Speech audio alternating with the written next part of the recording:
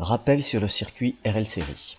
Nous allons comparer les allures des intensités des courants dans un circuit RL série à un circuit où il n'y a qu'une résistance. Les deux circuits sont alimentés par le même générateur de tension, un générateur de tension carré, de fréquence 50 Hz, donc de période 20 millisecondes, et d'amplitude 1 V. Observons tout d'abord l'intensité du courant dans le circuit où il n'y a que la résistance. Cette intensité de courant est notée IR2 et apparaît en bleu ici. Nous constatons que l'intensité du courant IR2 suit exactement la même allure que la tension d'alimentation U. Notamment, lorsqu'il y a des transitions, l'intensité du courant fait de même. Elles sont abruptes, l'intensité du courant subit des transitions abruptes. À l'instant t égale à 0, l'intensité du courant passe instantanément de 0 à 0,01 A, et à cet instant-là, dès que la tension passe de 1 V à 0, l'intensité du courant passe instantanément de 0,01 A à 0 A. Qu'en est-il de l'intensité du courant I dans le circuit RL? Nous constatons que ces transitions abruptes ne sont pas présentes. Bien entendu, c'est la bobine qui empêche ces transitions abruptes.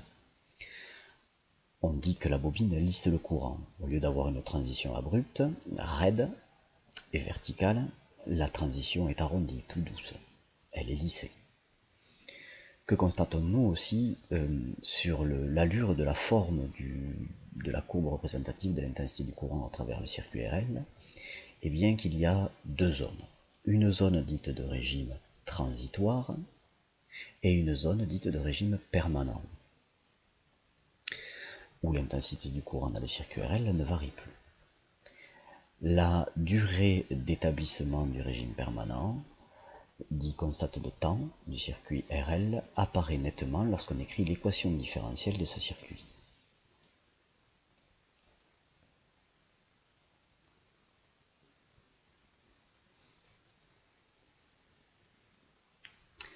En effet, nous avons U au bord du générateur qui est égal à UR, non représenté ici, plus UL.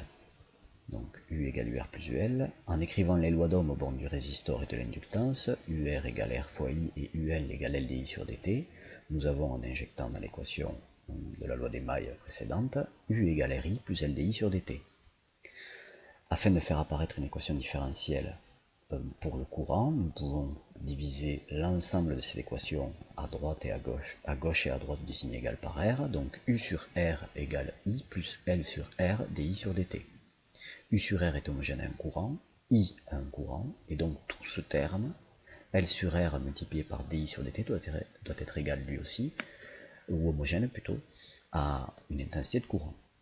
DI est en ampères, dt est en secondes, donc L sur R, pour se simplifier avec dt et ne laisser que des ampères, doit être homogène à des secondes.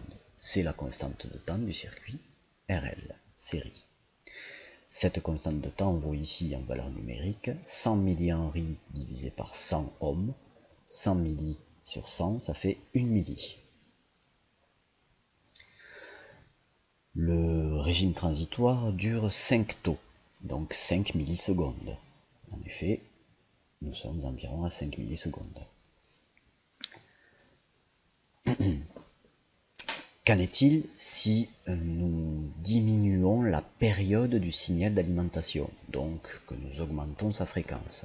Ici, la constante de temps vaut 1 milliseconde, la période 20 millisecondes, donc la constante de temps est bien plus faible que la période, et nous constatons que la bobine a le temps de se charger en énergie, et donc le courant de se stabiliser, puis la bobine a le temps de fournir son énergie magnétique, et donc le courant a le temps d'atteindre 0 A.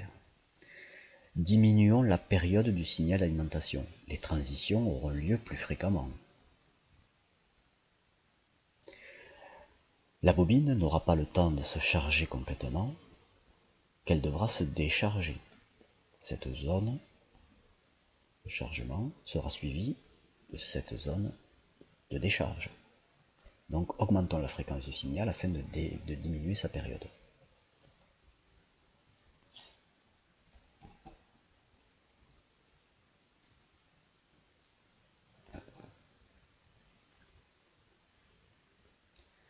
Nous avons à peine le temps d'atteindre le régime permanent qu'il faut déjà restituer l'énergie accumulée dans la bobine.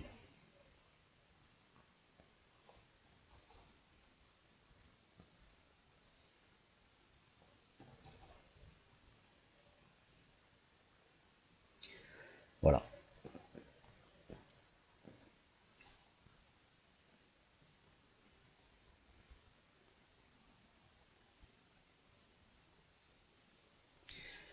Nous observons maintenant que la fréquence du signal d'alimentation est plus élevée, donc sa période plus courte. Ici, la période vaut 2 millisecondes. 2 millisecondes et la constante de temps 1 milliseconde. Elles sont donc comparables. Et bien nous observons que la charge de la bobine, donc cette première portion de courbe, la décharge de la bobine, donc cette deuxième portion de courbe, charge, décharge, charge, décharge. Augmentons la fréquence.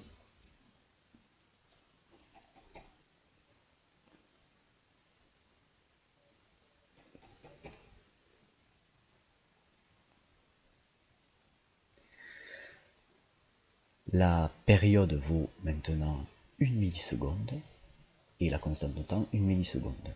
L'allure de l'intensité du courant en régime permanent est quasiment triangulaire.